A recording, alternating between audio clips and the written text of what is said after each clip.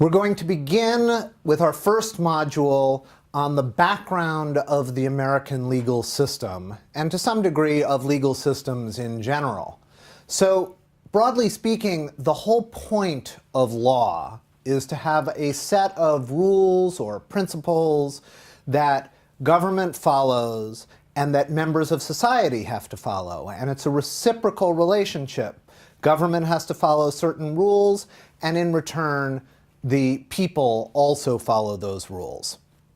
And a legal system obviously refers to those rules, and the idea is that we have fairness, consistency, and order within society.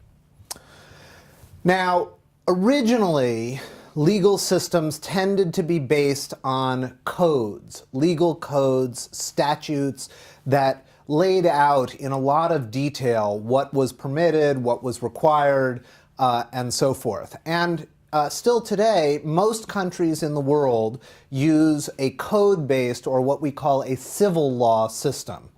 And these modern civil law systems have their roots in codes that were established during the time of the Roman Empire. Now, the civil law system is distinct from a common law or case law system. And that's what the United States and the United Kingdom use. A common law system, there are still statutes, of course, in a common law system, many statutes, often many detailed statutes, but we also take it for granted that judges construct law one case at a time by interpreting statutes and by interpreting prior judicial decisions. And so in a common law system, we pay a lot of attention to how judges interpret law. And when judges use these prior decisions, we call that precedent. And the idea is that we want to treat like cases alike. We don't want to have a case one day that gets decided one way and the same set of facts get decided the next day in a totally different way, because that would be inconsistent and it would interfere with both fairness and predictability, which obviously are important in a legal system. And so judges have to make decisions that are consistent with precedent most of the time, and that's called stare decisis. Now, every once in a while, judges will take the extraordinary step of overruling a line of precedent, but that is an extraordinary step, and it does not happen that often. And so more often what we will see is judges following stare decisis, following precedent, and sometimes from one case to another, pushing a little bit in new directions, but generally trying to follow that which has been decided before. Now, let's take a look at the various sources of law in the United States. Now, obviously, the principal source of law in the U.S. is the U.S. Constitution. And that Constitution creates the basis for the system of government we have and establishes the three branches of government. So Article 1 of the Constitution creates the legislative branch, Article 2 creates the executive branch, and Article 3 creates the judicial branch. The legislative branch, known as Congress, is divided into two houses. One is the Senate and one is the House of Representatives. And broadly speaking, the legislative branch makes the laws, passes the statutes. And Article 1 has a number of areas in which Congress is allowed to legislate. One of the most popular for Congress to legislate is anything that impacts interstate commerce. And given that we have a modern economy where things cross borders from one state to another, a lot of human activity affects interstate commerce, and so Congress has a pretty wide berth in that area. Another part of Article 1 says that Congress can pass any laws that are necessary and proper for the carrying out of legislative activities, and obviously that's also a broad grant of legislative power. But it's not complete. And so there are areas that Article 1 doesn't cover, and in particular, those areas are ones that are specifically within one state, and therefore Congress can't legislate, and there the individual state would do the legislating. So Article 1, as I said, creates the legislative branch. Article 2 creates the executive branch, which includes the president, the vice president, and various executive officers, as well as a number of executive branch agencies, agencies like the State Department and the Defense Department and things like that. And we will come back in a later module and talk a little bit more about administrative agencies and how they function. Article 3 is the judicial branch, and the judicial branch obviously is the court system. And Article 3 establishes the U.S. Supreme Court, but only the U.S. Supreme Court.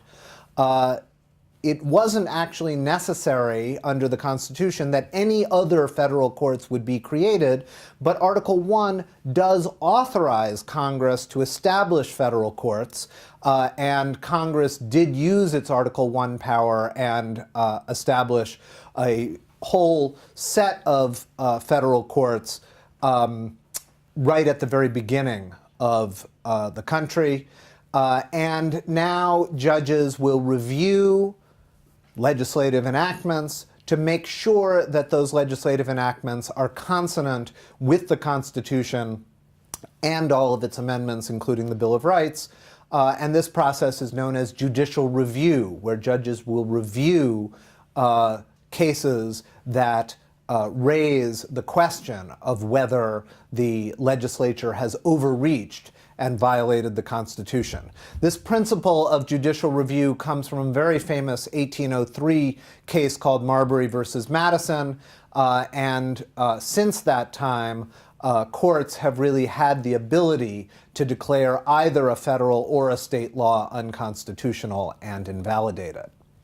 So those are the three branches of government, and the idea of the Constitution is to create a system of checks and balances whereby each branch of government has specific power and authority, but they check and balance each other. So Congress passes a statute, the executive branch then puts that statute into effect, and the judicial review power means that that statute and the president's enactment of it all get reviewed by the courts. So each of the three branches has a role to play, and each one checks the other.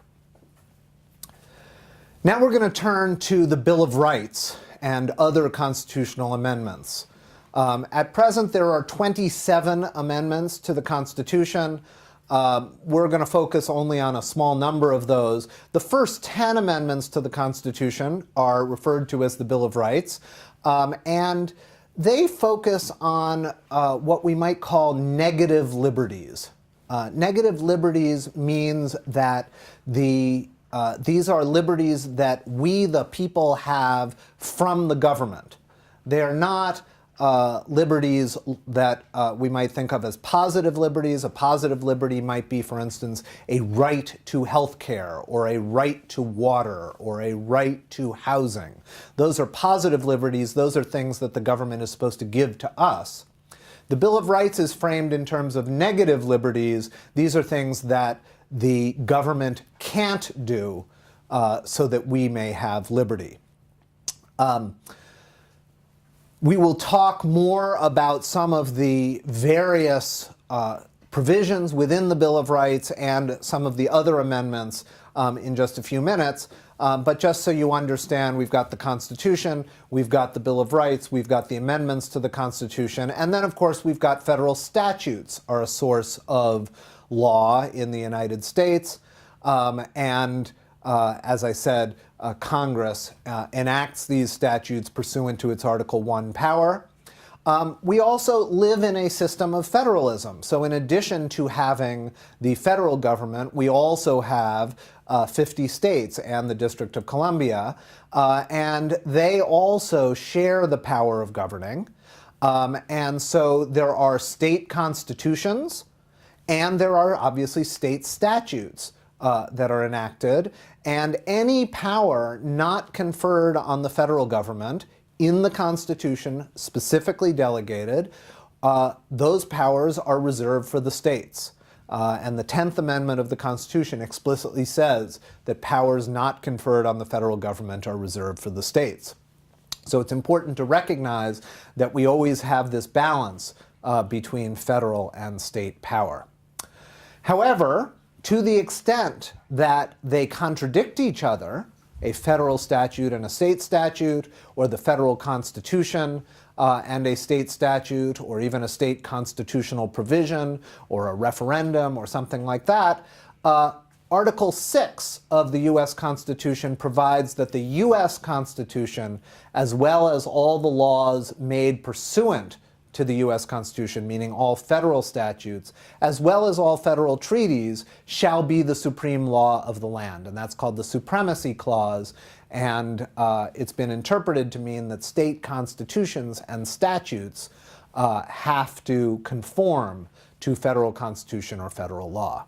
But it is important to recognize that state law is an important source of what regulates us on a day-to-day basis. And then, of course, there are local laws. There are local governments, city councils and county boards, and they also pass laws or ordinances, sometimes paying attention to local matters.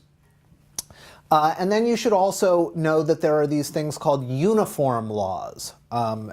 Obviously, if you've got lots of different states, it is important, particularly if you're in business, that the states don't have laws that completely contradict each other. Otherwise, it's hard to do any kind of nationwide business.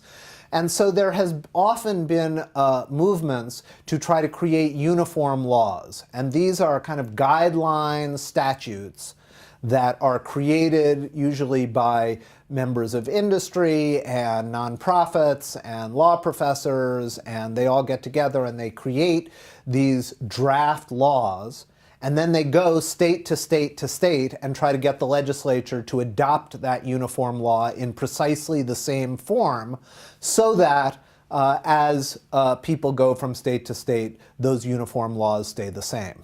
The most important of those uniform laws for our purposes, because this is a business law course, is the Uniform Commercial Code, which we will talk about later, but it governs many aspects of commercial law.